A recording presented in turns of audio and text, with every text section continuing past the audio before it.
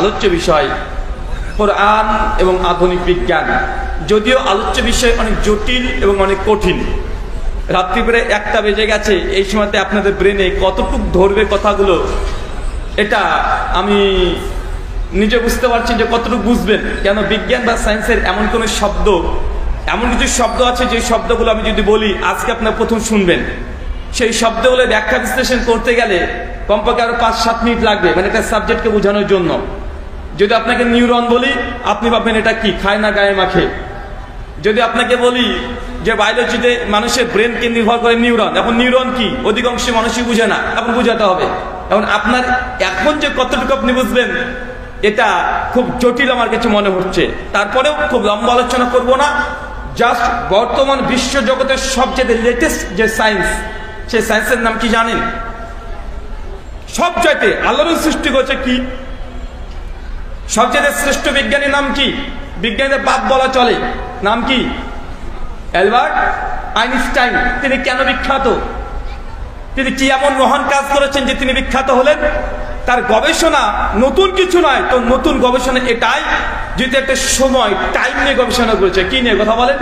Time. সময়টা কি আপনি বের করতে পারবেন? সময় কি? এই যে আজকে মাগরিব থেকে আলোচনা চলছে, এই যে 1 সেকেন্ড আগে একটু আগে ওখানে বসেছিলাম, হাঁটতে হাঁটতে আপনাদের সামনে আসলাম, দাঁড়িয়ে পড়লাম, এই যে একটা সময় অতিবাহিত হয়ে গেল, এই সময় কখনো আর ফিরে আনতে পারবেন? এটা আর ফিরে আনা সম্ভব নয়। তো সময় জিনিসটা কি? এই সময়টা নিয়ে গোটা বিশ্ব জগৎ, সৃষ্টি জগৎ এর রহস্য ভেদ করার জন্য অ্যালবার্ট আইনস্টাইন তিনি অনেক লম্বা কাজ করেছেন এবং স্যার আইজাক নিউটনের প্রায় 50% থিওরিকে তিনি ভুল প্রমাণ করে গোটা বিশ্বের মানুষকে তিনি তাক লাগিয়ে দিয়েছেন। তার বিষয় ছিল theory of relativity. Theory of relativity বোঝেন? চলে আমি শুধু একটা জিনিস বলবো, খুব লম্বা আলোচনা করব না, ছোট্ট একটা আলোচনা। আর কোরআন মডার্ন সায়েন্স যদি শুনতে চান, ডাক্তার জাকির নায়েকের আলহামদুলিল্লাহ 2 ঘন্টার উপর আলোচনা আছে যে চাঁদের আলো নিজের আলো না ধার করা আলো। সূরা ফুরকান 61 নম্বর আয়াত, যে আল্লাহ সুবহানাহু ওয়া তাআলা বলেছেন চাঁদের আলো নূর, মুনির, কামার, এর অর্থ ধার করা আলো। আমরা এই আলোচনা শুনেছি কি শুনি নাই? আমরা জানি। আর সূর্যের আলোকে আল্লাহ বলেছে ওয়াহাজ বা দিয়া, এটা হচ্ছে প্রদীপ সমতুল্য। তো এখান থেকে বোঝা যায় যে কোরআন মাজিদে চাঁদের আলোর জন্য আলাদা অ্যারাবিক শব্দ ব্যবহার করেছে আর সূর্যের আলোর জন্য আলাদা শব্দ ব্যবহার করেছে। তার মানে বোঝা যাচ্ছে কোরআন পার্থক্য করছে, চাঁদের আলো আর সূর্যের আলোর মধ্যে পার্থক্য আছে। আধুনিক বিজ্ঞান আজকে কয়েকশো বছরের মধ্যে বলছে জি হ্যাঁ, চাঁদের কোনো নিজস্ব আলো নেই, চাঁদের আলো ধার করা আলো, মানে সূর্যের যে আলো ওই আলো ছটা দেয় মূলত চাঁদে পড়ে। চাঁদে পার্সোনাল নিজস্ব ব্যক্তিগত কোনো আলো নেই। এটা বিজ্ঞান বলছে 100 বছর আগে, আর কোরআন বলেছে কত বছর আগে? 1400 বছর আগে। শুধু এই পয়েন্টটা এই জন্যই বললাম, চাঁদের আলো নিজের আলো না ধার করা আলো। এখানে পৃথিবীর অনেক মানুষ অনেক রকমের মন্তব্য পৃথিবীর ইতিহাসে পাওয়া যায়। শুধু মানুষের মন্তব্য নয়, পৃথিবীতে অনেকগুলো ধর্ম আছে, ধর্মগ্রন্থ চাঁদের আলো প্রসঙ্গে কথা বলেছে। যে ধর্মগ্রন্থ চাঁদের আলো প্রসঙ্গে কথা বলতে গিয়েছে তারাই পা পিছলে উল্টে পড়ে গেছে। তার মধ্যে বাইবেল। কি বললাম? বাইবেল কাদের ধর্মগ্রন্থ?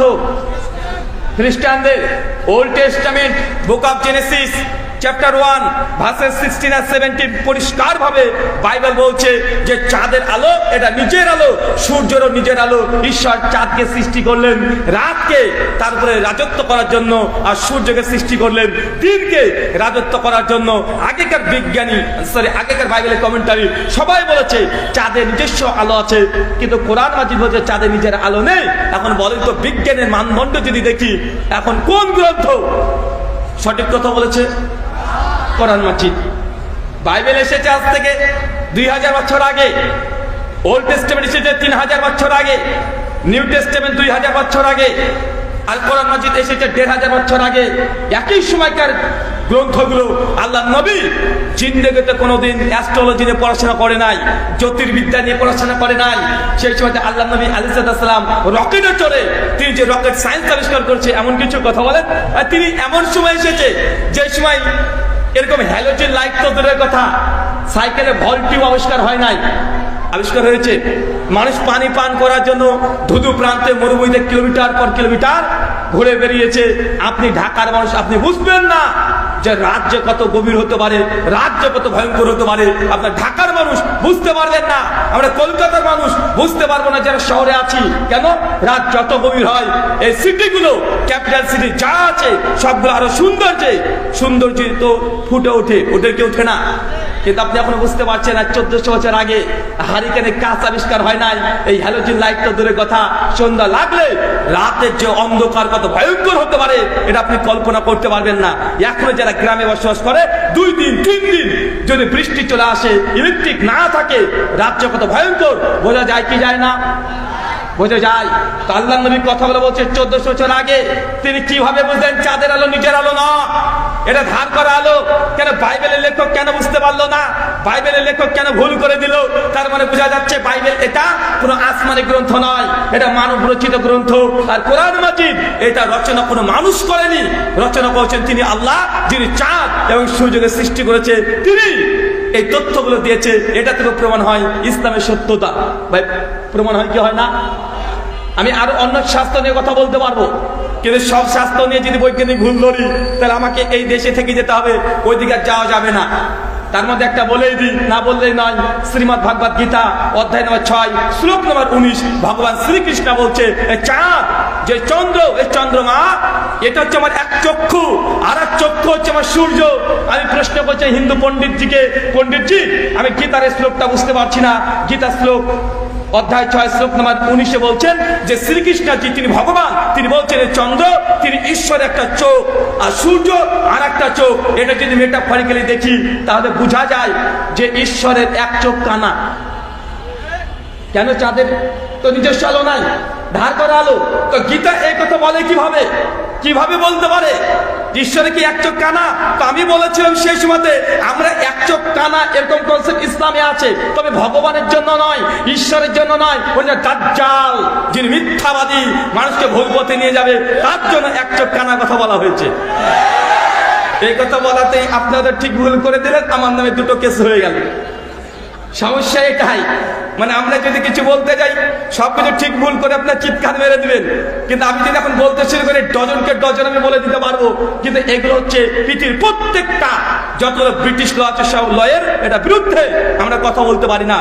ইন্ডিয়ান আমরা যে আইপিসি আমাদের আছে 25 আর্টিকেল 153 এবং 248 সব জায়গাতে নিষিদ্ধ করা আছে কোন ধর্মের সমালোচনা করা যাবে না।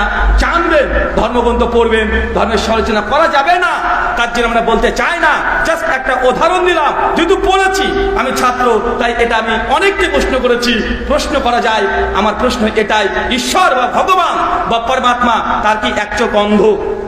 আমি প্রশ্ন করতে পারি, আমি সমালোচনা করছি না, সমালোচনা করতেও চাই না।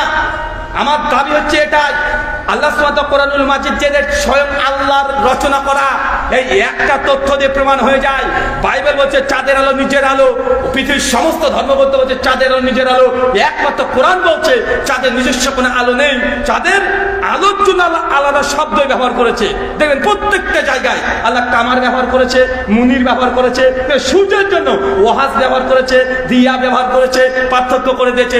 চাঁদের আলো আর সূর্যের আলো শব্দের মধ্যে কোরআন মাজিদে পার্থক্য আছে। অতএব চাঁদের আলো আর সূর্যের আলো এক আলো নয়, অন্তত এতটুকু পরিষ্কার। পরিষ্কার নয়, পরিষ্কার। আল্লাহ সুবহানাহু ওয়া তাআলা তুমি আমাদেরকে কথা বোঝার তৌফিক দান করে, সকলে বলি আল্লাহুম্মা আমিন। কিছুদিন আগে দেখেছেন মাঝে মধ্যে নাস্তিকরা, বিশেষ করে নাস্তিক ইসলামের উপরে আক্রমণ করার জন্য একটা জিনিসকে বিজ্ঞানের সঙ্গে খুব মিলাতে যায়। কোনটা? আল্লাহর নবী হঠাৎ করে রাত্রেবেলাতে মেরাজে চলে গেলেন। অনেকেই এটাকে নিয়ে কটূক্তি করেছে, বলেছে মুহাম্মদ সাল্লাল্লাহু আলাইহি ওয়াসাল্লাম ঘোড়া নিয়ে, গাধা নিয়ে আকাশে উড়ে চলে গেল। তাহলে আকাশে যদি চলে যায় এটা কিভাবে সম্ভব?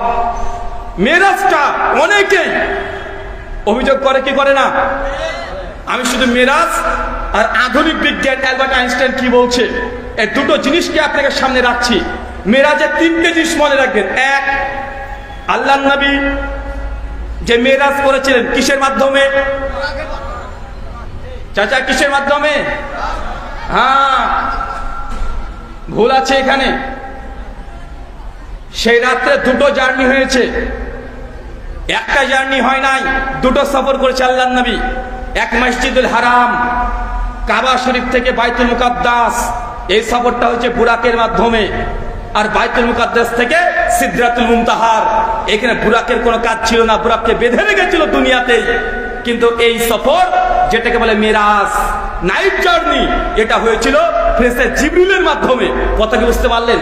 সহিহ বুখারী কিতাবুস সালাত হাদিস না 349 স্পষ্ট মজুদ আছে। মেরাজ থেকে তিনটে জিনিস বুঝি। এক, মেরাজ হয়েছে বুরাক এবং ফেরেশতা জিবরিলের মাধ্যমে। দুই, এটা হচ্ছে রাত্রিবেলাতে। তিন, আল্লাহ যখন মেরাজে চলে গেলেন তখন তিনি ভবিষ্যৎ দেখতে পেয়েছেন। কেমন ভবিষ্যৎ? ওই যে আল্লাহ দেখছেন ভবিষ্যতে যে জাহান্নামে প্রবেশ করেছে নারী আর নারী, এত নারী জাহান্নামে। একটু বলে দেখছে যে জাহান্নামে জান্নাতের সামনে দিয়ে রুমাইসা আনাস বিন মালিকের আম্মা হাঁটাহাঁটি করছে, ঘোরাঘুরি করছে। মিশকাত আল মাসাবি হাদিস 4912 আল্লাহ দেখছেন জাহান্নামে প্রবেশ করলাম, দেখছে কিছু মানুষকে আল্লাহ উল্টো করে ঝুলে রেখে দিয়েছে। আল্লাহ ফেরেশতা জিবরিলকে বলেন, জিবরিল এরা কারা যাকে আজকে উল্টো করে ঝোলানো হয়েছে? আল্লাহ নবীকে বলছেন, ইয়া রাসূলুল্লাহ এটা হচ্ছে আপনার উম্মতের খোতাবা, বক্তাবান, যারা মানুষকে ভালো ভালো কথা বলতো, নিজে আমল করতো না, তাকে আজকে উল্টো করে তার জিহ্বাগুলোকে আমাদের কাঁচি দিয়ে কেটে দেওয়া হচ্ছে। এই হাদিসগুলো যখন আমরা বলি, অনেক মানুষের মধ্যে একটা প্রশ্ন, ভাই জি বলেন, এখনো তো কিয়ামত হয় নাই, এখন তো হিসাব হয় নাই, মানুষ জান্নাত জাহান্নাম তো এখনো যায় নাই, তো আল্লাহ নবী আগে থেকে কিভাবে দেখে আসলেন? একটা প্রশ্ন আছে না নাই?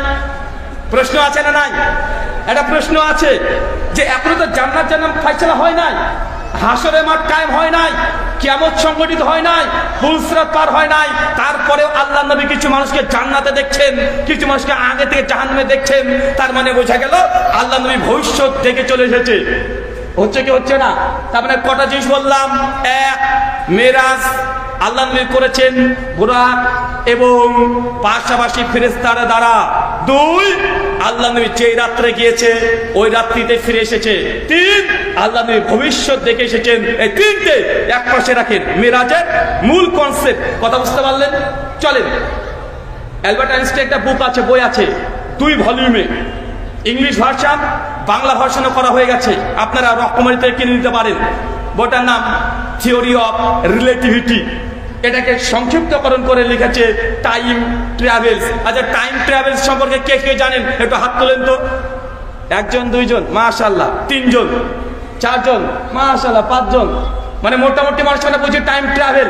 আচ্ছা, টাইম ট্রাভেলের মূল থিওরিটি অ্যালবার্ট আইনস্টাইন তিনি বলছেন এই যুগে এসে যে কখনো যদি আমি অ্যালবার্ট আইনস্টাইন এমন কোনো যন্ত্র আবিষ্কার করতে পারি, এমন একটা যানবাহন আবিষ্কার করতে পারি যে যানবাহনের গতিবেগ হবে আলোর গতিবেগে। কিসের গতিবেগে চাচা? আলোর গতিবেগে। আলোর গতিবেগ কি তো বুঝলাম না, আমরা তো সাধারণ মানুষ চাচা। আলোর গতিবেগ মানে আলো 1 সেকেন্ডে কত কিলোমিটার যেতে পারে? 3 লক্ষ কিলোমিটার। কত কিলোমিটার চাচা? 3 লক্ষ কিলোমিটার। বাংলাদেশের টেকনাফ থেকে তেতুলিয়া কত কিলোমিটার? কত কিলোমিটার? হ্যাঁ, কি রে, কত? 1200 কিলোমিটার পার হবে। হ্যাঁ, মানে গোটা বাংলাদেশের এ প্রান্ত থেকে ও প্রান্ত 1500 কিলোমিটার সর্বোচ্চ ধরেন। লাইট 1 সেকেন্ডে 3 লক্ষ কিলোমিটার যেতে পারে। চিন্তা করতে পারছেন কত দ্রুত? আকাশে যখন বিদ্যুৎ চমকায় প্রথমে সাউন্ড পান না প্রথমে আলো পান? প্রথমে আলো আসে, তারপর সাউন্ড আসে। কেন? সাউন্ডের চাইতে আলোর গতিবেগ বেশি। অ্যালবার্ট আইনস্টাইন বলছে আমাদের কাছে যদি এমন কোনো ম্যাটার পাই, এমন কোনো পদার্থ পাই যে পদার্থের সাহায্যে এমন কোনো রকেট তৈরি করব বা যানবাহন তৈরি করব যে যানবাহনটা আলোর গতিবেগে ছুটতে পারে, তাহলে আমি মানুষকে ভবিষ্যতের মধ্যে প্রবেশ করতে সক্ষম হব। কথা বুঝতে পারলেন? উনি বলছে মানুষকে ভবিষ্যতের মধ্যে প্রবেশ করতে সক্ষম হব। এবার চলেন তার এই থিওরি, গোটা থিওরির মূল এটা একটা অংশ আছে time travel, twin paradox, time dilation. এই তিনটে আমি জাস্ট একটাকে বুঝাবো আপনাকে, যেটা মেরাজের সঙ্গে একদম সম্পৃক্ত। চলেন এবার হাদিস একদিকে, অ্যালবার্ট আইনস্টাইনের থিওরি একদিকে।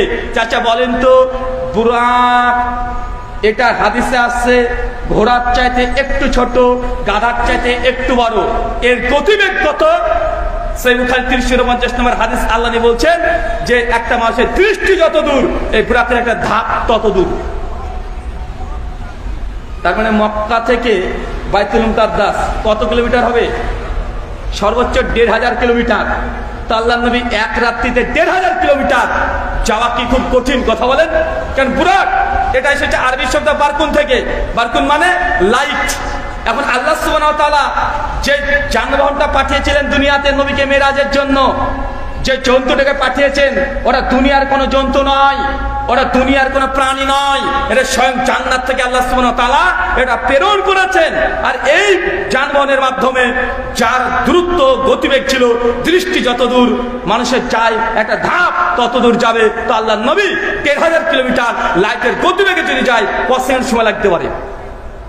আপনি অ্যালবার্ট আইনস্টাইন থিওরিকে বিশ্বাস করতে পারেন, মুহাম্মদ সাল্লাল্লাহু আলাইহি ওয়াসাল্লামের কথাকে বিশ্বাস করতে পারেন না? অ্যালবার্ট আইনস্টাইন তো আজকের দিনে বলছে লাইটের গতিবেগে যদি আমাকে যায় মানে সেকেন্ডে ৩ লক্ষ কিলোমিটার, তাহলে মানুষের ভবিষ্যতে প্রবেশ করতে পারবো। তো আপনি আল্লাহ নবীর কথাকে বিশ্বাস করতে পারলেন না। ২, আল্লাহ যখন মেরাজ করেছেন বাইতুল মুকাদ্দাস থেকে সিদরাতুল মুনতাহা পর্যন্ত, কিসের মাধ্যমে? কিসের মাধ্যমে? ফেরেশতা জিবরিল। আচ্ছা বলেন তো ফেরেশতা কিসের তৈরি? কিসের তৈরি? নূর মানে কি? ফেরেশতাদের তৈরি সৃষ্টি দ্বারা নূর দিয়ে, আলো দিয়ে। তো ফেরেশতা জিবরিলের গতিবেগ কত? সূরা মারিজের ৪ নম্বর আয়াত আল্লাহ বলছে ফেরেশতা জিবরিল যখন এবং মালিকুল মউত যখন মানুষের রূহগুলোকে কবজ করে আসমানে নিয়ে যায়, তোমাদের ৫০,০০০ বছর সমান আল্লাহ একদিন, মানে ফেরেশতারা মানুষের যখন রূহটাকে কবজ করে নিয়ে চলে যায় তাদের যা গতি, মানে সেকেন্ডে ৩ লক্ষ কিলোমিটার। অ্যালবার্ট আইনস্টাইন বলছে কোরআন মাজিদেও ফেরেশতাদের গতিবেগের কথা বর্ণনা করা আছে। তা আল্লাহ নবী যদি স্বয়ং জিবরিলের সঙ্গে মেরাজে যায়, লাইটের গতিবেগে যায়, তো এটা আধুনিক বিজ্ঞানের পক্ষে না বিপক্ষে? আমাদের ইন্ডিয়ান একজন নেত্রী আছে, 2 বছর আগে তিনি চিৎকার মেরে বলেছিলেন যে তোমারা মোহাম্মদ এক ঘোড়ে পর সওয়ার হোকর মেরাজ পে গয়া থা। এটা নিয়ে কটূক্তি করেছিল। অবশ্যই গোটা নিয়ে আন্দোলন হয়েছিল। বলছে এটা বিশ্বাসযোগ্য নয়, ঘোড়াতে চড়ে স্বর্গে চলে গেছে। আমি সেই সময়তে বলেছিলাম রামায়ণ, রামচরিত মানুষ, রামায়ণ প্রায় ৩০০ খানা আছে, একখানা দুখানা নয়। বাংলা ভাষাতে কয়েকটা রামায়ণের কথা শুধু হয়তো আপনারা বাংলাদেশিরা না জানতেও পারেন।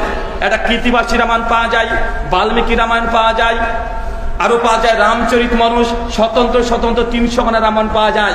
তাহলে রামচরিত মানুষে বলছে যখন দেবী সীতাকে স্বয়ং রাবণ হরণ করে নিয়ে চলে গেল, রাম সরাসরি তখন খুঁজে বেড়াচ্ছে লক্ষ্মণকে, বলছে ভাই আমার, তোমার মানে আমার স্ত্রী তোমার বৌদিকে কে হরণ করে নিয়ে চলে গেল? গোটা বন জঙ্গল রামকে দিয়ে বেড়াচ্ছে, মানে কাঁদছে, মানে ভগবান কাঁদছে, বউ চুরি করে নিয়ে চলে গেছে।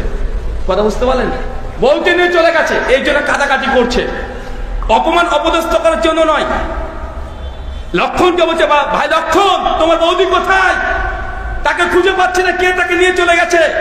সঙ্গে সঙ্গে রামের ভক্ত হনুমান ও ছুটে চলে এসেছে, নমস্কার করে পায়ের কাছে পড়ে গেছে, বলছে আমি জানি কে নিয়ে গেছে। আমাদের মাতা সীতাকে নিয়ে গেছে হচ্ছে রাবণ, আর রাবণ নিয়ে গেছে তার লঙ্কাতে, তার লঙ্কা হচ্ছে স্বর্ণের লঙ্কা। আমি সেই সময়তে বলেছিলাম একবার রামচন্দ্রের যে রাজত্ব, রামের যা রাজত্ব, আর সেই সময় রাবণের যা রাজত্ব, রামায়ণের যা বর্ণনা করা আছে, রামায়ণের বর্ণনা পরিষ্কার ভাবে যে রাবণের রাজত্ব যা ছিল সে স্বর্ণ দিয়ে, গোটাটাই স্বর্ণ। আর রামের যা রাজত্ব, স্বর্ণ তো দূরের কথা, ইট ঢেল পাথর দিয়ে, তাহলে রামের চাইতে রাবণের বুদ্ধি বেশি। বুঝতে পারলেন না মনে হয়? মানে রামায়ণে শুধু রাবণের যে রাজত্বের কথা বলা হয়েছে, গোটা লঙ্কাকে তিনি সাজিয়েছে সেই সময় গোল্ড হীরা মানিক দিয়ে, মানে রাবণের রাজত্বে কোনো অভাব নেই। আর রামচন্দ্রের রাজত্বে ছিল অভাব, শুধু অভাব নয়, মানুষ হরিণ মেরে সেই সময় খেত, মানুষ সেই সময় কুলি কামারে কাজ করতো। কিন্তু রাবণের যা বর্ণনা করা হয়েছে, মানে এরা কোটিপতি, মিলিয়ন বিলিয়ন ট্রিলিয়ন পতি।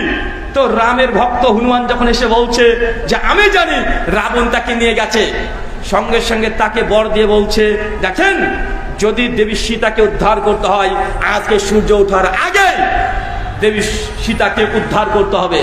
এখন রাম ভক্ত হনুমান যে কোনো মূল্যে তার প্রভুর স্ত্রীকে তাকে হরণ করে নিয়ে আসতে হবে। এখন কি করবে? টাইম হচ্ছে সূর্য যেন ডুবে না যায়।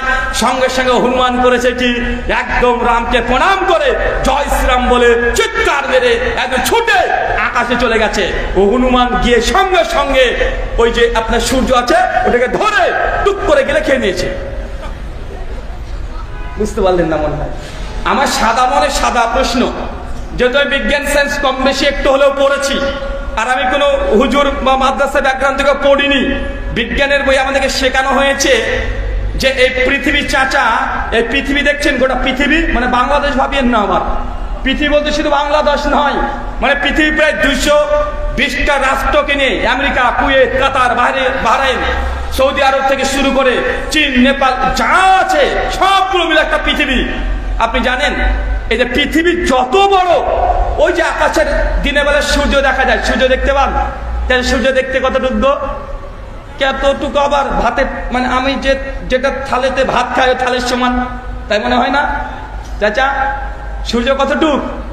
আপনার ওই যে চাঁপাই নবাবগঞ্জে শেখ আব্দুর রাজ্জাক বিন ইউসুফ বলেন, চাঁপাই নবাবগঞ্জের ভাষায় ওই যে পাকানো কালাই রুটি, কালাই রুটি আছে না, মানে সূর্য বার কত বড়, কালাই রুটির সমান। আসলে জানেন সূর্য কত বড়? এই গোটা পৃথিবী যত বড় দেখছেন এরকম 13 লক্ষ গুণ একটা সূর্য। মানে পৃথিবীর মতো এই গ্রহ 13 লক্ষটা গ্রহ যদি সূর্য মধ্যে ঢুকিয়ে দেন, সূর্য টুক করে গেলে হজম করে নিয়ে রেখে দিতে পারবে, এত বড়। তাহলে বাবা এত ছোট কেন মনে হয়?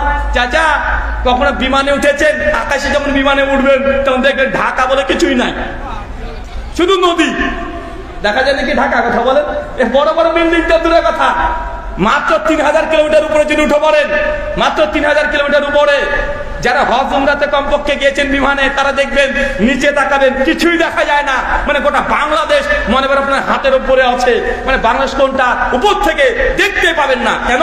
যত দূরত্ব বাড়বে জিনিস তত আস্তে আস্তে ছোট হতে শুরু করবে। তো পৃথিবীর চাইতে সূর্যের দূরত্ব 15 কোটি কিলোমিটার। কত কিলোমিটার? তার জন্য মনে হয় যে চাঁপাই নবাবগঞ্জের এই পাকানো কালাই রুটির সমান সূর্য, কিন্তু সূর্য ছোট নয়, পৃথিবীর মতো একটা নয়, দুইটা নয়, 1 লাখ নয়, 2 লাখ নয়, 13 লক্ষ গুণ বড় একটা সূর্য। আমার সাদা মনে সাদা প্রশ্ন বিজ্ঞানের বইতে এটা পড়েছি, কিন্তু আমাদের হনুমানজি তিনি যে টুক করে হনুমান হয়েও পৃথিবীর মধ্যে থেকেও উনি সূর্যকে গিলে খেলেন কিভাবে? আর খেলো তো খেলো, রামায়ণে লেখাটা খেয়েছে, বেরিয়েছে কোন দিক দিয়ে? সূর্য তো আমরা দেখতে পাচ্ছি আজকেও, কিভাবে যে বেরোলো রামায়ণের সমাধান আমি পাই নাই, আমি দুঃখিত। খাওয়ার কথা আছে, কোন দিক দিয়ে বের হয়েছে এই কথা কিন্তু পাওয়া যায় না। তো আমার তখন বলেছিলাম তাকে, যিনি আল্লাহ নবীর মেরাজ নিয়ে যে নেত্রী অভিযোগ করেছে, তাকে বলেছিলাম তাহলে হনুমান কিভাবে সূর্যটাকে গিলে খেলো? বুঝলাম হনুমান আমাদের এই বুড়া উঠতে পারবে না, তোমার হনুমান কিভাবে উঠলো? হনুমানের কি পাখা আছে? কথা বলেন। আরে হাদিসে যেটা আছে, বুড়া দুনিয়ার কোনো প্রাণী নয়, এটা জান্নাতি প্রাণী, স্পেশাল ভাবে আল্লাহ তৈরি করা, স্পেশাল ভাবে সৃষ্টি করা হয়েছে নবীকে মেরাজের জন্য। যদিও ইমাম হাজাজ খলিফাতুল বাড়ির মধ্যে বুরাকের কথা আরো উল্লেখ করেছে, নবী ইব্রাহিমকে আল্লাহ সুবহানাহু ওয়া তাআলা বুরাক ব্যবহার করতে দিয়েছিলেন কয়েকবার, কিছু কিছু রিওয়ায়াত পাওয়া যায় হাসান সনদে। তার মানে বুঝতে পারলাম আল্লাহর নবী মেরাজে গিয়েছেন কিসের মাধ্যমে চাচা? ফেরেশতা জিবরিলের মাধ্যমে। জিবরাইল কিসের তৈরি? নূরের তৈরি। নূর মানে আলোর তৈরি। অ্যালবার্ট আইনস্টাইন বলছেন কেউ যদি আলোর গতিবেগে ছুটতে পারে তাহলে একটা সময় ও ছুটে চলে যাবে, যেতে যেতে যেতে এমন একটা পর্যায়ে চলে আসবে এই পৃথিবীর প্রথম আসমান। যদিও সায়েন্সের ভাষাতে আসমান, প্রথম আসমান দ্বিতীয় আসমান বলে কিছু হয় না। আসমান বলতে ব্ল্যাঙ্ক খালি স্পেসকে তারা বোঝায়। তারা বলছে এই ব্ল্যাক হোলকে যদি ভেদ করে চলে যায় তার জন্য পৃথিবীর এই টাইম তো চলবে, কিন্তু ওই ব্যক্তির জন্য টাইম স্থির হয়ে যাবে। বুঝতে পারলেন না মনে হয় চাচা?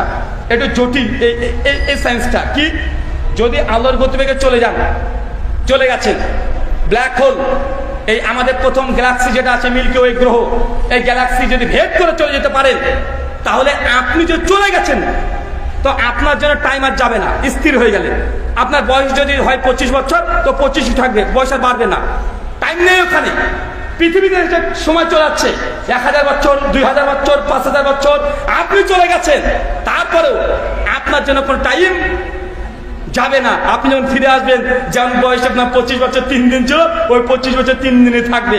তো আল্লাহর নবী যে রাত্রে মিরাজে গিয়েছেন ওই রাত্রে নবীর জন্য ফিরে আসা কি খুব কঠিন ছিল? কেন? তো নবীর তো যানবাহন ছিল, লাইটের গতিবেগে যানবাহন, ফেরেশতা জিবরিল, তো জিবরিল তো নূরের তৈরি, আলোর তৈরি। তো তুমি আল্লাহ নবীর এই সায়েন্সকে বিশ্বাস করতে পারছো না। 1400 বছর আগে আবু জাহেল সে বিশ্বাস করেনি, কারণ সে বিজ্ঞান সম্পর্কে ধারণা ছিল না। তুমি তো আধুনিক বিজ্ঞানে বিশ্বাসী। অ্যালবার্ট আইনস্টাইনকে তুমি মনে করছো গোটা বিশ্ব জগতে তিনি গড। কেন? কারণ তারা মনে করছে সায়েন্স হচ্ছে ঈশ্বরের জায়গাকে দখল করে নিয়েছে। তো তুমি আল্লাহ নবীর সায়েন্সকে কেন অস্বীকার করছো? তার মানে তুমি সত্য জানার পরেও সত্যকে গ্রহণ করছো না। আবু জাহেলের মতো তুমিও টাটকা আবু জাহেল, নব্য আবু জাহেল। তৃতীয় একটা যেটা বললাম কি, ব্ল্যাক হোল। আল্লাহ যখন মেরাজে যাচ্ছিলেন প্রথম আসমান, তখন একটা নবী দাঁড়িয়ে আছে। কে? আমি মুহাম্মদ। আচ্ছা, আপনার জন্য গেট খুলে দেওয়া হলো। দ্বিতীয় আসমানে চলে গেলেন। তৃতীয় আসমানে সমস্ত নবীরা দাঁড়িয়েছিল জান্নাতে, মানে প্রত্যেক আসমানে একটা করে দরজা। এ হাদিস পাচ্ছেন না? কিছুদিন আগে সায়েন্স আমাদেরকে শিখিয়েছে, আমরা নিজেরাই পড়েছি, 5-7 বছর আগে আমরা পড়েছি যে আকাশের কোনো গেট বা দরজা প্রথম আসমান দ্বিতীয় আসমান নেই।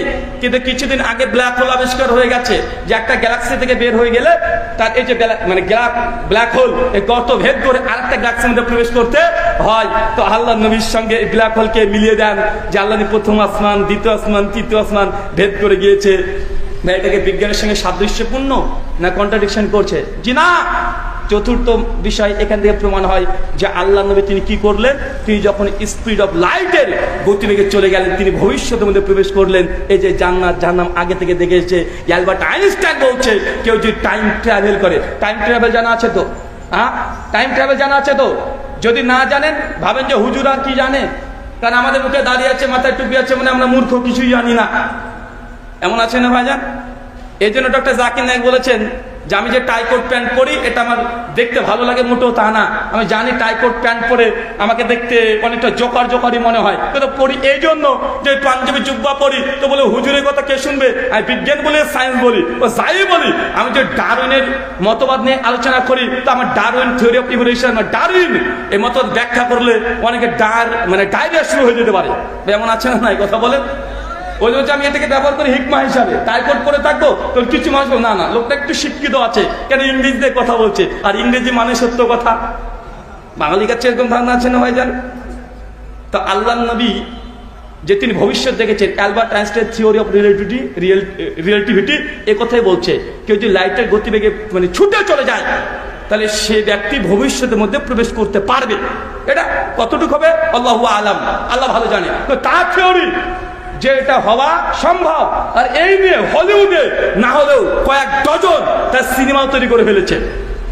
কয়েকশো আর্টিকেল ইউটিউবে চলে যান, জাস্ট লিখেন টাইম ট্রাভেল, কয়েক হাজার আপনি ডকুমেন্টারি ভিডিও পেয়ে যাবেন। অনেকে দাবিও করেছে যে আমি টাইম ট্রাভেল করে আমি ভবিষ্যৎ দেখে এসেছি।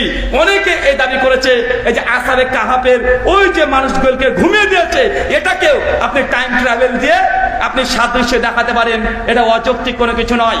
আল্লাহ নবী ভবিষ্যৎ দেখেছে, আগে মানুষ জান্নাত জাহান্নাম দেখেছে, কারণ তিনি লাইটের গতিবেগে তিনি ভ্রমণ করতে পেরেছেন। এটা অ্যালবার্ট আইনস্টাইন থিওরি অনুযায়ী আলহামদুলিল্লাহ আল্লাহ নবী মেরাজ কমপ্লিটলি পুরোটাই সায়েন্সের সঙ্গে কোনো কন্ট্রাডিকশন করে না। আল্লাহ সুবহানাহু ওয়া তাআলা আমাদেরকে তুমি ইসলাম বিজ্ঞান ভিত্তিক বোঝা থেকে পরিত্রাণ দান করেছে বলে বলি আমিন। আমরা কখনোই বিজ্ঞান দিয়ে ইসলামকে সত্যতা প্রমাণ করার চেষ্টা করি না, কিন্তু কিছু কিছু মানুষ আছে যখন বিজ্ঞানটাকে মনে করে যে না এটাই আমাদের মানদণ্ড, তখন আমরা জাস্ট দেখে দিই তোমার বিজ্ঞান আজকে যে কথাটা বলেছে আমার কোরআন মাজিদ ১৩,০০০ বছর আগে তোমার যখন জন্মই হয়নি, তোমরা যখন চিন্তায় করতে পারোনি, তার আগেই কোরআন মাজিদে এই কথা জানিয়ে দিয়েছে। আমরা কখনো বিজ্ঞান দিয়ে কোরআনকে বা ইসলামকে যাচাই করি না, প্রয়োজন নেই। আমাদের ঈমান আমাদের নবী আলাইহিস সালাম যা দিয়ে গেছেন আমরা এটা বিশ্বাস করি। কথা বুঝতে পারলেন? অনেকে বলতে হবে বিশ্বাস করো, বিশ্বাস তো আমার অন্ধবিশ্বাস। একজন নাস্তিকের সঙ্গে আমার ডিবেট হচ্ছিল, ও তখন বলছে যারা মুমিন হয়, মুমিন মানেই তো বিশ্বাসী। কোরআন শুরু হয়েছে অন্ধবিশ্বাস দিয়ে। কি আলিফ লাম মিম জালিকাল কিতাব, বলছে জালিকাল কিতাব, কিতাবের মধ্যে কোনো সন্দেহ নেই, লা রাইবা ফি, মানে কোন রকমের ত্রুটি বিচ্যুতি ভুল ত্রুটি কোনো কিছু নাই এই কিতাবে নেই। তারপরে শুরু হয়ে গেল যারা গায়েবে বিশ্বাস করে, যারা পরকালে বিশ্বাস করে, মানে এই যে অন্ধবিশ্বাস হয়ে গেল না? তাহলে তো ইসলাম তো অন্ধবিশ্বাস দিয়ে শুরু হচ্ছে। আমি তখন ওই সায়েন্স মানে যিনি বিজ্ঞানী বা বিজ্ঞানকে মানদণ্ড করছে নাস্তিককে বলেছিলাম ভাইজান বুঝলাম, আচ্ছা বলেন তো মানুষ কি থেকে এসেছে? বলছে কেন থিওরি অফ ইভলিউশন তো চার্লস ডারউইনের থিওরি, মানুষ এসেছে এককোষী জীব থেকে, এককোষী প্রাণী থেকে। আমি তখন বলেছি তোমাকে আমি লাইব্রেরিতে ঢুকিয়ে দিব মানে বিবর্তনবাদ এই থিওরি, তোর বাপ প্রমাণ করতে পারবে? পারবি তুই? জীবিত যতগুলো নাস্তিক আছে বলে তোকে একদম ডারউইনের ওই লাইব্রেরিতে ঢুকিয়ে দিব, তুই প্রমাণ করে দেখা মানুষ এককোষী জীব থেকে এসেছে। ও তখন বলে না না আমি পারবো না, কিন্তু এটা ডারউইন তো প্রমাণ করে গেছে। তো বিজ্ঞান কি? বিজ্ঞান কাকে বলে? বিজ্ঞান হচ্ছে বিশেষ জ্ঞান। তো যে বিষয়ে যে জ্ঞান অর্জন করেছে ও বিজ্ঞানী। কিন্তু তুমি যে ডারউইনের মতবাদকে তুমি নিজে প্রুভ করতে পারবে না। তোমাকে যে ডারউইন মতবাদ প্রুভ করতে দিই, ডারউইন মতবাদ প্রুভ করতে গিয়ে, প্রমাণ করতে গিয়ে তুমি ডায়রিয়া হয়ে তোমাকে নিজেরই বসে থাকবে। তো তুমি তো ডারউইন মতবাদের শুধু বই পড়ে পড়ে তুমিও তো অন্ধবিশ্বাসী। তোমার মধ্যে আমার মধ্যে পার্থক্য কি? তুমি চলে গেছো ডাক্তারের কাছে, ডাক্তারকে গিয়ে বলছো যে ডাক্তার মশাই পেটে আমার ব্যথা হয়েছে। ডাক্তার আপনাকে চেক টেক করে ঘচাঘচ 2-4টে কলম দিয়ে লিখে দিল। আপনি একজন সাধারণ মানুষ, আপনি বিজ্ঞানে বিশ্বাস করেন, কিন্তু আপনি যে মেডিসিন সম্পর্কে ধারণা আছে এটা কি সম্ভব? কথা বলেন, এটা সম্ভব নয় যে একজন মানুষ সব বিষয়ে জ্ঞানী হবে। তো ডাক্তার যা লিখে দিল তুমি তাই বিশ্বাস করে নিয়ে তুমি চলে গেলে ডাক্তারের কাছে ওষুধ কিনে খেয়ে, এখন ডাক্তার তোমাকে বিষ দিল না ওষুধ দিল, তুমি বেটা বুঝলে কি? কিন্তু ডাক্তার তো অন্ধের মতো বিশ্বাস করে তুমি ওষুধ খাচ্ছ। তো সাধারণ মানুষের কাছে ওই যে মানে ডাক্তারও যা আর সাধারণ মানুষের কাছে হুজুরও তাই, কোনো সমস্যা নেই। কারণ তুমি ডাক্তারকে বিশ্বাস করে ডাক্তার যা লিখে দিচ্ছে তুমি তাই খেয়ে ভাবছো তুমি সুস্থ হয়ে যাবে। তো সাধারণ মানুষ ও ঝাড়ফুঁক করছে। তোমারটা যদি অন্ধবিশ্বাসী না হয়, আমাদের মুসলমানের এটা অন্ধবিশ্বাসী না। তুমি প্রমাণ পেশ করো তুমি অন্ধবিশ্বাসী না। তোমাকে যদি এখন বলি বিবর্তনবাদের থিওরি বলো, আবর্তনবাদের থিওরি বলো, মানে বিবর্তনবাদ এটা শেষ না করতে করতে আবার আপনার কাঁধে পড়ে যদি আবর্তনবাদ চাপিয়ে দিই, আপনি নিজে ভাববেন যে সারা জীবনে শিখবো কতগুলো রে ভাই, আর কতগুলো শিখবো। তো বিজ্ঞান কাকে বলে? যে বিষয়ে বিশেষ জ্ঞান যে অর্জন করবে সে বিজ্ঞানী। মেনে নিলাম তুমি তো জ্ঞান অর্জন করোনি, তুমি তো তাদের লেখা বইপত্র পড়ে কিছু ডেটাবেস পেরে তুমি সেটাকে বিশ্বাস করছো। তো তুমি যদি অন্ধবিশ্বাসী না হও, আমি আমার নবী যা বলেছে কোরআন আছে যা আছে আমি পড়ে বিশ্বাস করছি, তো তোর মধ্যে আর আমার মধ্যে পার্থক্য কি? পার্থক্য কি? আমার নবী বলেছে আমি মানছি, তোমার ডারউইন বলেছে তুমি মানছো। আমার নবীর কথা ধরে নিলাম ফর সেক অফ আর্গুমেন্ট, যা প্রমাণ করতে পারবো না। তুমিও তো ডারউইন মতবাদ প্রমাণ করতে পারবে না, তুমি তো আবর্তনবাদ থিওরিকে প্রমাণ করতে পারবে না। তোমাকে যদি এখনই বলা হয় তোমাকে আমি এত করে সেল দেবো, তুমি একটা প্রাণী আবিষ্কার করে দেখাও, তুমি কেন তোর 14 গোষ্ঠী পারবে না? শুধু তুই বই পড়ে পড়ে বিজ্ঞানী হয়েছো। তুমি যদি অন্ধবিশ্বাসী না হও, আমি কোরআন হাদিস পড়ে পড়ে ধার্মিক হয়েছি, আমি কেন অন্ধবিশ্বাসী হবে? এই জন্য আমি বলেছি সব জায়গাতে এই কথাই বলি যে তুমি মহারাজ সাধু বলে আস, আমি আর চোর বটে। কবিগুরু রবীন্দ্রনাথ ঠাকুর বেশ ভালো কথাই বলে গেছে, মানে সব জায়গায় এমন কিছু পাওয়া যায়। আল্লাহ সুবহানাহু ওয়া তাআলা আমাদেরকে বোঝার তৌফিক দান করে, সকলে পড়ি আমিন। আমার দুটো আলোচনা আছে, ইউটিউব গিয়ে শুনে নেবেন। আল্লাহ নবী জন নবী, এটা বৈজ্ঞানিক ভাবে সাইকোলজি দিক দিয়ে আজকের দিনে 2025-এ প্রমাণ করা যায়, সম্ভব যে আল্লাহ নবী তিনি নবী ছিলেন, এটা বিজ্ঞান দিয়ে প্রমাণ করা যায়। আমি প্রমাণ করেছি, একটা আলোচনা আছে ইউটিউব দিয়ে শুনে নেবেন। আর একটা আমার আলোচনা আছে এক্সিস্টেন্স অফ গড, ঈশ্বরের অস্তিত্বের প্রমাণ, যৌক্তিক, লজিক্যালি, রেশনালি কমপক্ষে 25খানা আর্গুমেন্ট দিয়ে প্রমাণ করেছি। কোরআন হাদিস দিয়েও নয়, কোরআন হাদিস দিয়ে তো প্রমাণ করা যায়, কিন্তু বিজ্ঞানী বা সায়েন্সের যে থিওরি আছে ওগুলো দিয়ে এই প্রমাণ করছে আল্লাহর অস্তিত্ব এটি অনিবার্য থাকা সম্ভব। যে না হতো সৃষ্টি জগৎ অস্তিত্বে আসতো না। ওই দুটো আলোচনা শুনে নেবেন। আল্লাহ সুবহানাহু ওয়া তাআলা যে কথা বললাম প্রথমে আমাকে, তারপর আপনাদের প্রত্যেককে আমল করার তৌফিক দান করো, সকলে বলি আমিন। আমাদের মধ্যে যে অসুস্থ আছে আল্লাহ সুবহানাহু ওয়া তাআলা তুমি আশ-শাফি, তুমি সুস্থতা দানকারী, আমাদের প্রত্যেককে তুমি শিফাই কুল্লিয়া দান করো, সকলে পড়ি আমিন।